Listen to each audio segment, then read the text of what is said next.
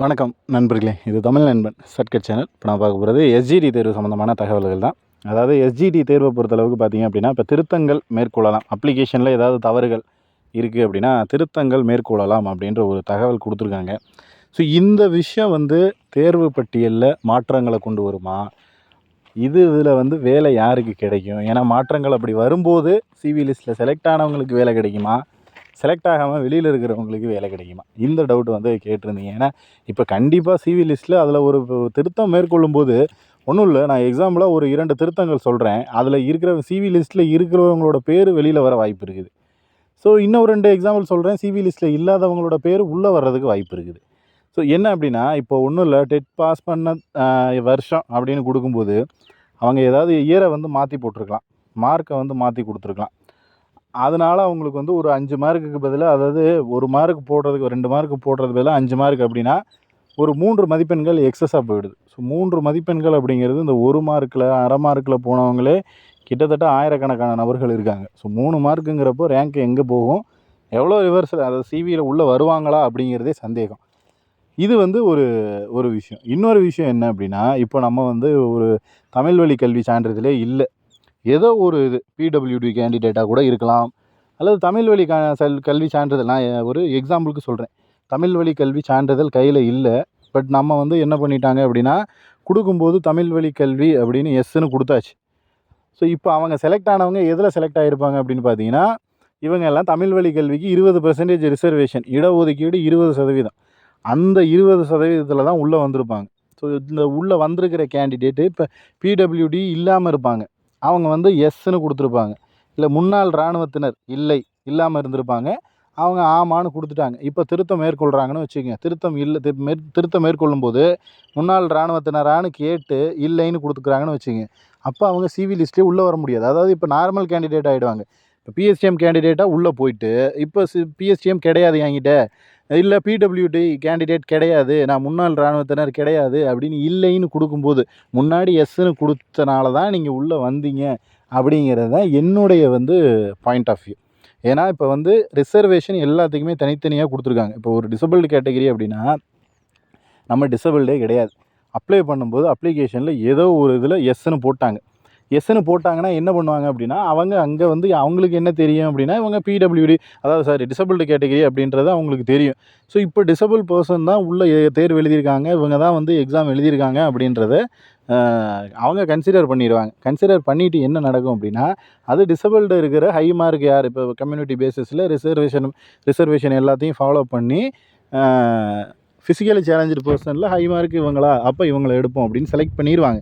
So சிவியெல்லாம் select ஆகிடுச்சு. இப்போ திருத்தம் மேற்கொள்ளும்போது நீங்கள் நான் டிசபிள்டு கேட்டகரி இல்லை, பிடபிள்யூ கேட்டகரி இல்லை, ஒரு என்ன சொல்கிறது, முன்னாள் இராணுவத்தினர் கிடையாது, தமிழ் வழி கிடையாது அப்படின்னு இல்லைன்னு யாரெல்லாம் மாற்றி ஆமுக்கு பதிலாக இல்லைன்னு கொடுக்குறீங்களோ அவங்க எல்லோரும் வெளியில் வருவீங்க. சேம் இதே கேட்டகரி தான் இந்த இல்லைன்னு கொடுத்துருக்கோங்க. ஆல்ரெடி அவங்க என்ன பண்ணியிருப்பாங்க அப்படின்னா, இப்போ சிவி லிஸ்ட்டில் பேரே வரல. அதுக்கு வராதுக்கு காரணம் என்னென்னா, நீங்கள் ஆல்ரெடி தமிழ் வழி கல்வியாக இருந்திருப்பீங்க. பட் இல்லைன்னு சில அப்ளிகேஷன் போடும்போது நீங்கள் அதில் இல்லை, எனக்கு தமிழ் வழி கல்வி இல்லைன்னு போடுறதோ, அல்லது வேறு ஏதாவது பிடபிள்யூடியாக இருந்துட்டு நான் இல்லைன்னு கொடுத்த காரணத்தினால தான் நீங்கள் வெளில வந்திருப்பீங்க. நீங்கள் இப்போ ஆம் நான் இருக்குது அப்படின்னு உங்களுடைய திருத்தங்களை நீங்கள் மேற்கொள்ளும்போது என்ன நடக்கும் அப்படின்னா, நீங்கள் மறுபடியும் உள்ளே வர்றதுக்கான வாய்ப்புகள் இருக்குது. ஸோ அவங்க செலக்ட் ஆன கேண்டிடேட்ஸ் மட்டும் திருத்தங்கள் மேற்கொள்கிறாங்க அப்படின்னு பார்த்தீங்க அப்படின்னா, செலக்ட் ஆன கேண்டிடேட்ஸில் மேக்ஸிமம் ஏதாவது ஒரு தவறுகள், அதாவது இந்த 2005 date of birth, 2006 date of பர்த்லாம் இருக்குது பாருங்கள், அதெல்லாம் கண்டிப்பாக அதில் திருத்தங்கள் ஏதோ ஒன்று மேற்கொள்ள தான் போகிறாங்க. ஸோ அப்படி திருத்தங்கள் மேற்கொள்ளும்போது இதுலேயும் பிரச்சனை வர்றதுக்கு வாய்ப்புகள் இருக்குது. ஸோ அந்த மாதிரி திருத்தங்கள் மேற்கொள்ளும்போது அவங்க டெட் எப்போ பாஸ் பண்ணாங்க, எந்த வருஷம், என்ன மார்க்கு, இந்த மாதிரி டெட்டில் வாங்கின மார்க்கெல்லாம் கூட்டி கால்குலேஷன் பண்ணும்போது இதுக்கும் அடி வாங்கிறதுக்கு வாய்ப்புகள் இருக்குது. ஸோ இப்போ இந்த தேர்வு பட்டியல் அப்படிங்கிறது ஒரு 100க்கு 100% சரியான முறையில் இருக்கா அப்படின்னு கேட்டால் இதில் மிகப்பெரிய ஒரு கேள்விக்குறி தான் இருக்குது. ஏன்னா இது 100% சரியான முறையா அப்படின்றது நமக்கு கேள்விக்குறி தான். ஏன்னா அதில் இப்போ ஒரு 2000 பேரை செலக்ட் பண்ணியிருக்காங்க, 3000 பேர் அதில் லிஸ்ட்டில் இருக்காங்க அப்படின்னா, ஒரு 1000 பேரோ 1500 பேரோ மாற்றங்கள் செய்கிறாங்கன்னு வச்சுக்கோங்க. 1500 பேர் வெளியில் வர்றதுக்கு மாற்றம் செய்கிறாங்க அப்படின்னா கண்டிப்பாக வெளியில் வர்றதுக்கான சான்சஸ் 90% இருக்குது. அவங்க பேரில் ஸ்பெல்லிங் மிஸ்டேக் இருக்குது அப்படின்னா ஒன்றும் பிரச்சனை இல்லைங்க. இனிஷியலை தப்பாக போட்டுட்டேன், அப்போ அப்பா பேருக்கு பதிலாக கணவர் பேருக்கு பதிலாக அப்பா பேர் அப்படி மாறி வந்துருச்சு.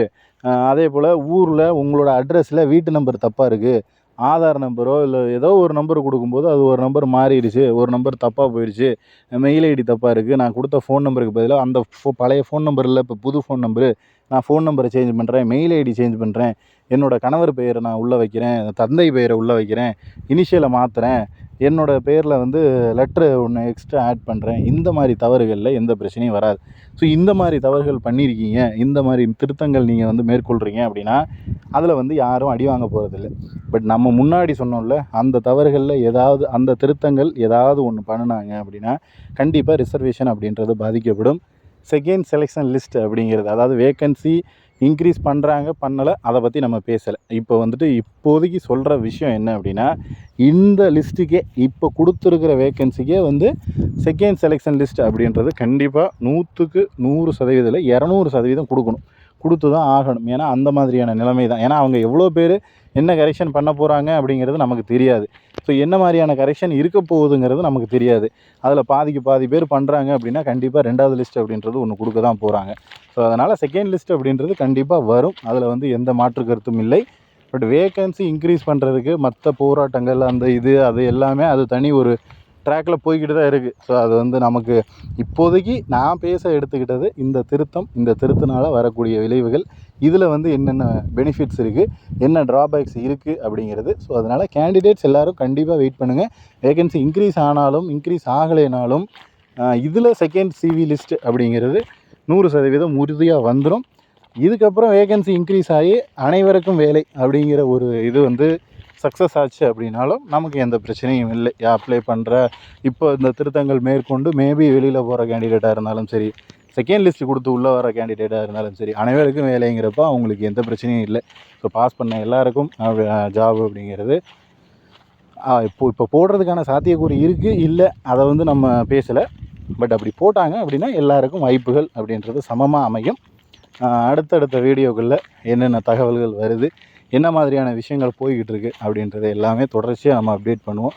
இதில் உங்களுக்கு வேறு ஏதாவது சந்தேகங்கள் இருந்துச்சு அப்படின்னா கீழே கமெண்ட் செக்ஷனில் கமெண்ட் பண்ணுங்கள். அதே போல் நம்ம சேனலில் போடுற வீடியோ எல்லாமே நோட்டிஃபிகேஷனாக வரணும்னா நம்ம சேனலை சப்ஸ்கிரைப் பண்ணி பக்கத்தில் இருக்கிற பெல் ஐக்கனை கிளிக் பண்ணி ஆல் அப்படின்ற பட்டன் கொடுத்துருங்க. தேங்க்யூ.